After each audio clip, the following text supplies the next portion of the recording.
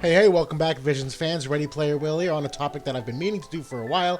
One of the most important things to understand in the game, it literally is almost everything. Everything about the game is encapsulated in this formula, and it's the damage calculation formula, that when you hit someone and the number appears on the screen, how do you get to that number?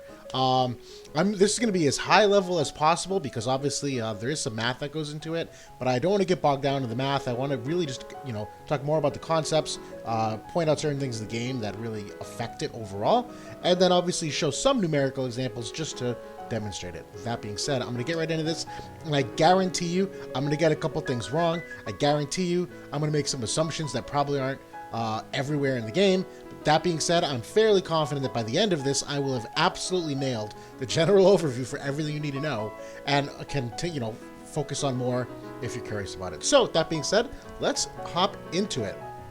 Bam! There you go. That's the damage calculation. Don't you guys like it? I'm kidding. So this is an explanation that was put forward by Meow, who is one of the content creators, and has since retired from War of the Visions. But this graphic is kind of self-explanatory, for number one.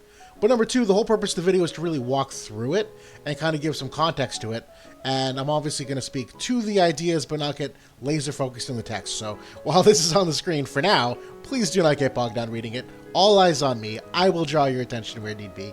But this is the infographic, and I'll post this, and obviously this is super helpful and is the crux of everything. So let's kind of go. There's 7 total steps per se, and I'm just going to go step by step, go right through them, kind of talk about them and give some insight. So number one, total attack. The total attack number is your unit's base attack number, what they get from the board, what they get from the Trust Mastery, and then the biggest factors to additionally boosting the attack: your vision card, your weapon, and your Esper. Those 3 things are what take your units' job stats and really jettisons them into the highest tiers, which is why when I do my character reviews and talk about attack stats on the vision cards, HP, etc., weapons, this all matters a fair amount because the total attack is your base starting point. And it's fairly important. It's not the most important thing. Definitely not. But obviously it is the foundation for the rest of the equation, if you will. Magic works in the same concept. So I say attack here, but for the most part, magic is almost applicable in all the same ways, except where you see defense, substitute SPR, and where you see, bravery at the end. We'll talk about faith, but anyways, I'll use the word attack, but hypothetically magic follows these same rules. And yeah, it serves as a baseline for the damage. Literally only one piece of the puzzle, though. So you can look at a character and be like, oh, 1200 attack, that's really strong. But that number, literally means jack shit unless you consider the whole rest of the formula as well, which is where we're going to continue to get into. The second thing here is the skill bonus. Now, one thing that's not talked about in the game, every class, and you can kind of skim the text if you want on these. I'll actually read through it if I think it's important. So eyes on me. The skill bonus, long story short, every class has stats that contribute to the total attack before all the rest of the stuff is applied. So for instance, I know Glaciella, huge, takes a bunch of her dexterity and will take a large percentage of that and convert it into attack points. That being said, it's to me a way to balance some of the jobs for competitive advantage, and I wouldn't let it impact your decision making, though. Don't maximize the stat on a character because you're it adds to the skill bonus. This is a part of the equation. It's probably the smallest part of the equation in terms of material contribution. So just know that it exists, that certain characters and classes have stats that add to the attack, but don't worry about min-maxing them in terms of the formula. There's things that are way more material to the final damage number that comes out of it. So, number 3, this is the biggest part of it, probably the most daunting when you first look at it, the main multiplier. And I'm going to leave this graphic here for a hot second, but we're going to move on. The main multiplier, long story short, is your attack multiplier. So if you look on the WOTV calc website, you'll see some percentages next to the attacks. That's the main multiplier. All of these other things, and I'm going to go through them soon, add to that multiplier. So long story short, where do you see multipliers in the game? Well, they're fucking everywhere. You may not have known exactly what they are. But so for instance, on something like the Golden Blade here, see this slash attack 15 for self? The 15 is a modifier. That's something that gets added in the damage calculation. When you see something like the Odin tree here, this increased slash attack for 15, that adds 15 slash attack as a modifier to whatever you're doing.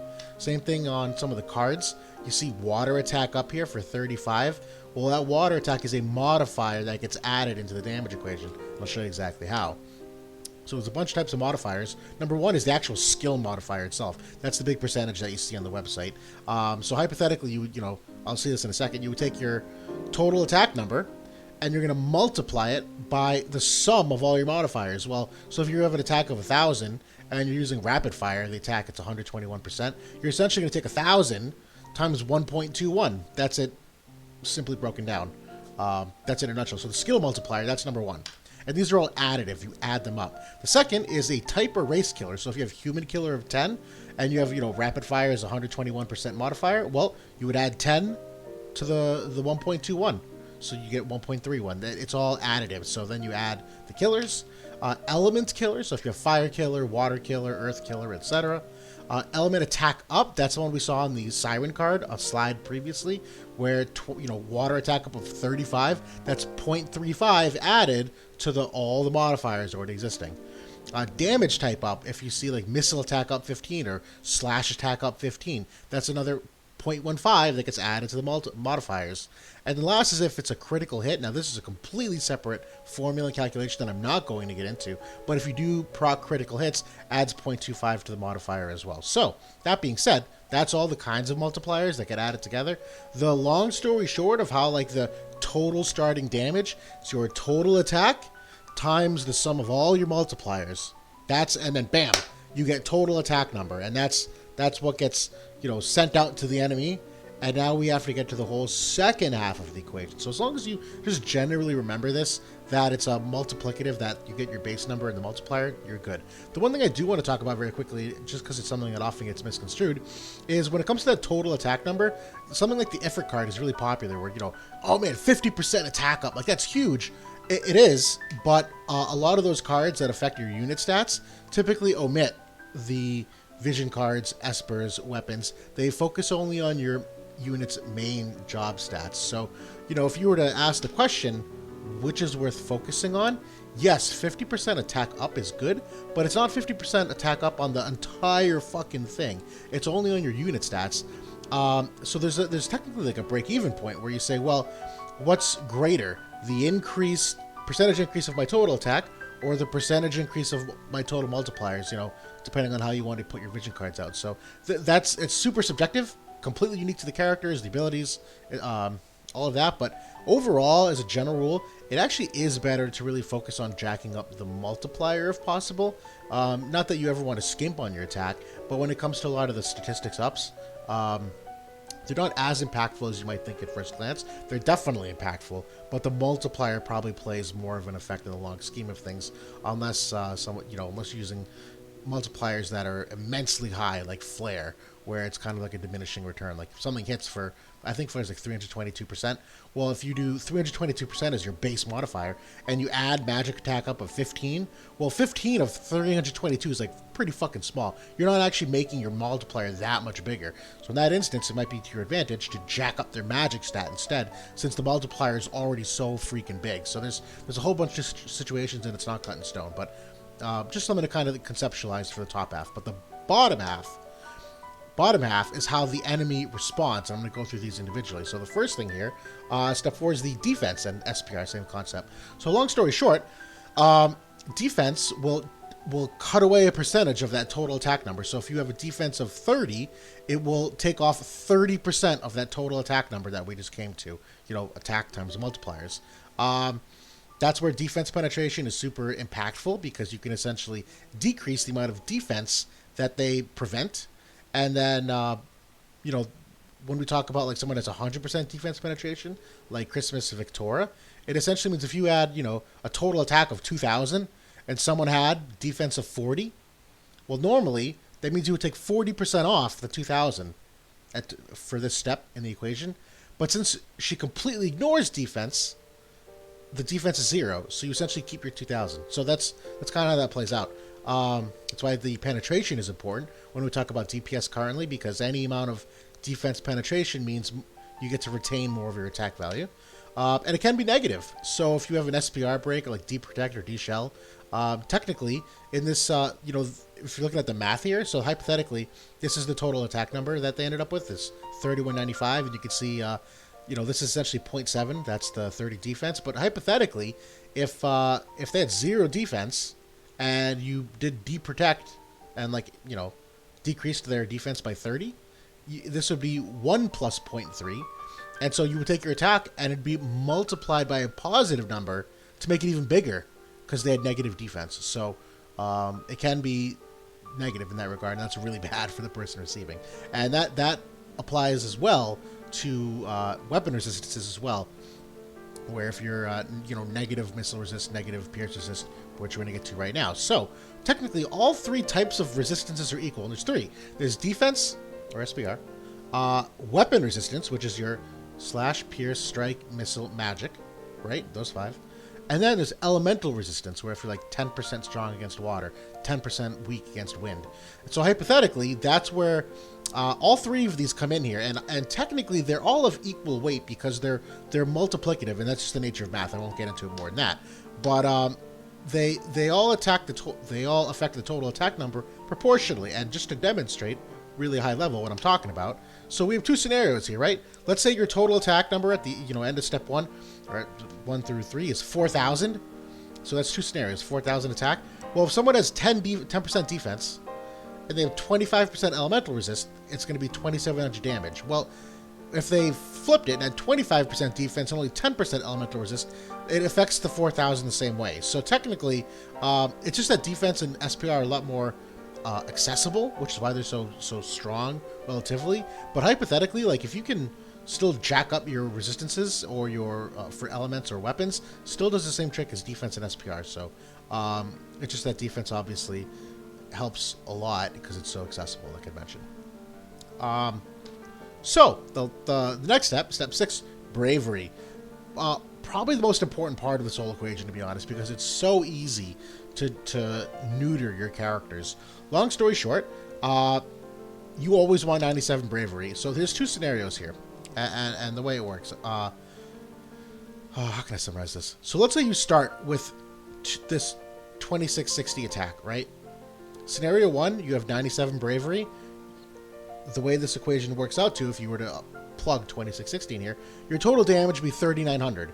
Well, if your unit only had 50 bravery instead of 97, that attack only does 2,600. That is a absolutely massive fucking difference. You absolutely, under no conditions, should ever have your unit under 97 bravery. There is literally not a reason in the game not to do it. There's no downsides to it. Not only does it affect the damage, but it increases the chance of your counterattack, whatever you have equipped. That being said, maxing faith, a little bit different. High faith means you will do more magic damage. We'll see that in a second. Also means you can receive curative spells more strongly. But it also means you also receive magic damage higher, and you're also more susceptible to status ailments because faith is in this. So there's no downside to maxing your bravery, but your faith a little bit different. How it makes it different is literally just the equation, slightly different, but it's the same concept. And you can see in this scenario, it's it's the same numbers. Where if you have 97 faith, you're going to do 3,900 damage. If you only had 50 faith and you were a magic user, you'd do 2,600. Completely unacceptable. That's why most magic users tend to get, pushed as have max faith. Yeah, just because the offensive output is worth it. So, the last step, and this is one of the more confusing ones in a sense. So it's the elemental advantage. Without reading all of this, long story short, focus on this chart on the bottom. Everyone knows about this, elemental weaknesses. If your unit is attacking someone who's weak to you, you will do 25. You'll take your whatever number we filtered through here so far. You will do 25% more damage to them. Unblockable. That's it. If you're a wind unit, you're attacking Earth, you are going to do 25% more damage on that final number. No ifs, ands, or buts. If you're attacking someone who you're weak against, so if wind is attacking ice, you will only do 75% of the number. So it'll be the numbers decreased by 25%. No fucking matter what. Where this gets tricky, let's say a character like Ayaka, and this is kind of in the text. She's a wind element user. She's got Holy, right? Now, Holy is technically a light element attack. When she attacks Mont, because that's an Earth unit, Holy, despite the fact that it's light, has no bearing on this part of the equation. Ayaka will still do 25% more damage to Mont on her Holy attack, despite the fact that it's light. So you ask, well, where does that... It's there for a reason. Where does this factor into the whole thing? Take 2 steps back. So back in step 5, the elemental resistances, hypothetically, let's say rain was 10% weak to light. You know, that's kind of niche in order to have that happen, but let's say it was. Maybe it's Diablo's equipped, who knows. If rain is 10% weak to light, well then in the calculation here, the Holy attack is going to do 10% more, or it's going to be imputed in here, the 10%. So it'll be this 1 plus 10. The total number would be multiplied by 10%. There we go. That's where it factors into the equation. And then not only is it factored in here, but Ayaka will still do 25% more damage to the Earth unit. Now, if Rain's not weak to light at all, if he's 0, and he probably is, that Holy being a light attack really has no bearing on anything. Ayaka is still going to do the 25% extra damage to him. So that's why I say it's kind of confusing, because there are some abilities in the game that are the element not of the person. I know Soccer has a couple of them, but that's kind of where it fits into the whole thing. So, summarized, get your total attack times your modifiers. You sum all the modifiers up. Then you multiply them by the defense, SPR, resists, and elemental resists, which essentially will either cut down on that total attack number if it's strong against it, or in the case of resist, like if you have negative resistances, it's actually going to increase that total attack number. That's part of it. Your bravery, or faith, and then the character element, the last thing, final damage number. So that's how it all unfolds. That's kind of this whole infographic, and I highly recommend reading through this, because they use Stern as an example and using some actual specific examples to walk through the damage calculation. And at first glance, it might be kind of hard to follow. So my hope is after listening to me talk about this, you can then read through this, kind of remember what I'm talking about, understand where the numbers are coming from, and fully understand it. So this is a supremely important part of the game. Obviously, not only as it pertains to how you set up your defenses and, you know, what you can resist against and how strong your defense is and what to look out for people with penetration, but also how you set up your characters in terms of maxing their multipliers or, you know, stuff like that. So I hope this was informative. Like I said, I'm not an expert on this. There are calculators out there that are very exact numerically, but I do think I have a well above average grasp on the concept, and at the very least I think it should help you in your decision making as it pertains to how you build your characters, how you view your matchups, and how you want to abuse certain strengths. So my favorite example of like adding multipliers here to a character who would normally be kind of weak, and this is probably the textbook example, is actually Rosa, the Final Fantasy IV Limited unit, where she's a magic-oriented user, but